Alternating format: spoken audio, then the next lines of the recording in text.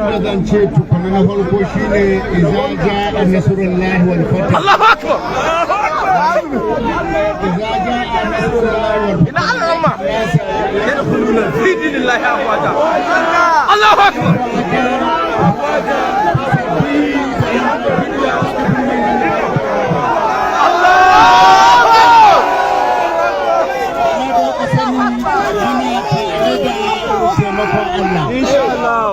Muna tare da taimakon Allah. Idan taimakon Allah ya zo, al'umma suna shigowa kungiya. To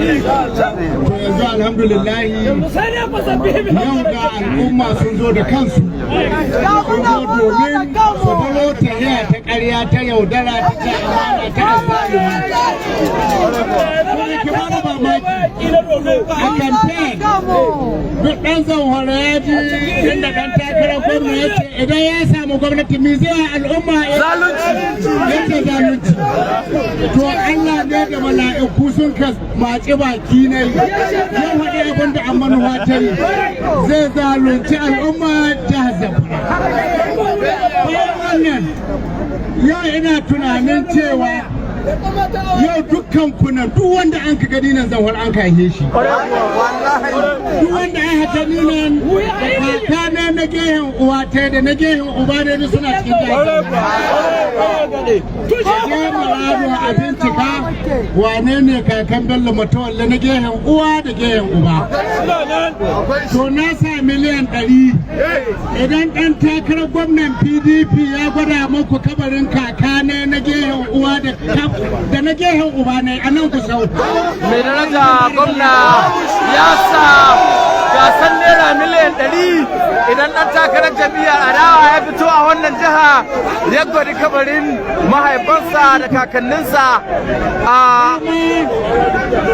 ita ce tattan mage saboda haka ku da an da asali ku taho ku ɗauki ɗan bariki wanda bai da asali yau dukan ku ana ce muku 'yan jihar Zamfara. To yau ku ta ku dibi wanda ma yake tare da su duk wanda an tare da Dauda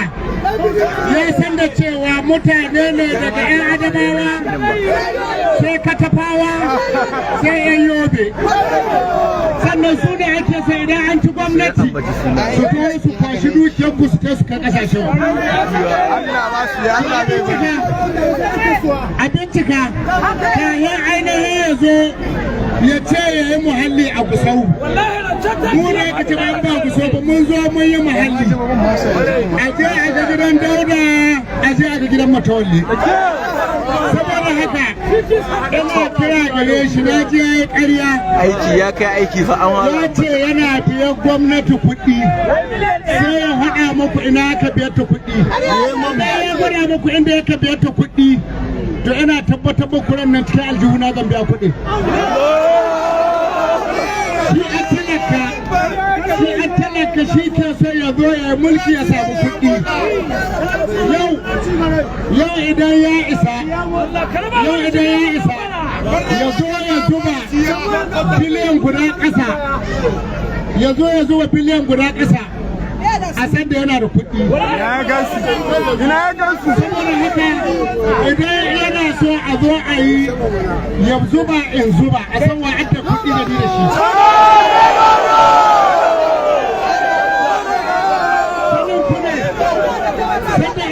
gwamna 2015 ga su ɗan azumi nan sun san ɗaya da gwamna 2011 yara na ne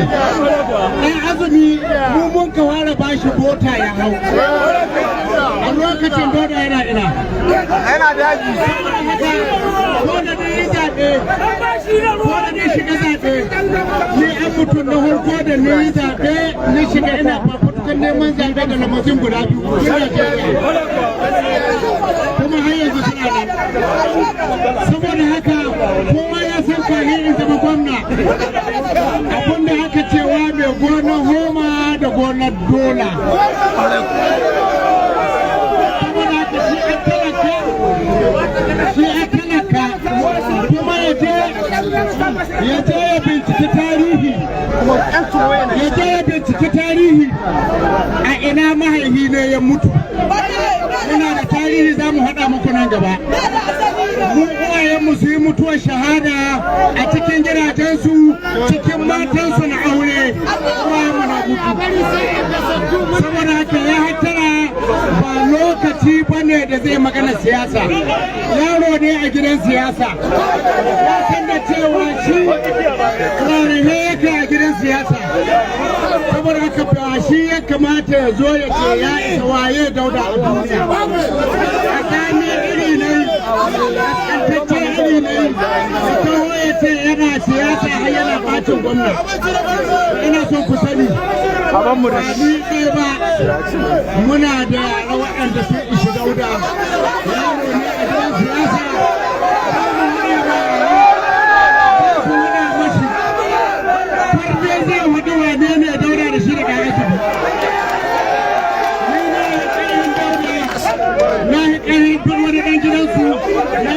asalinsu sai da asali ba a san shi ba ba ɗan ƙasa ba ne kabila ne ƙasami ne ƙasƙantacce ne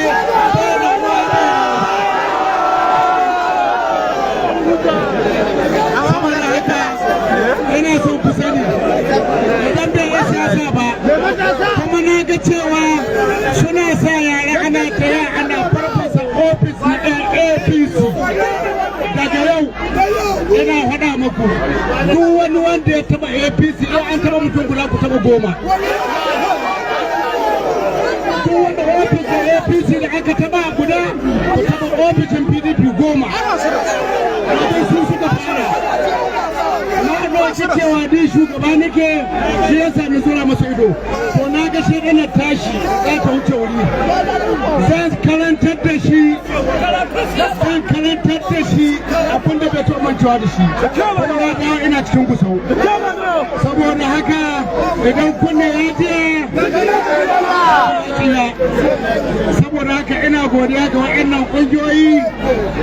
guda 8 da sun ka zo domin mu baya'a ina gode maku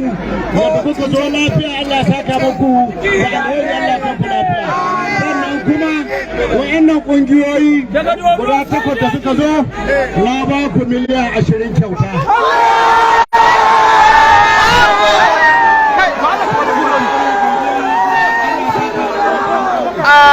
jawabin mai girma gwamna kenan wanda daga nan wannan shiri ya kawo ƙarshe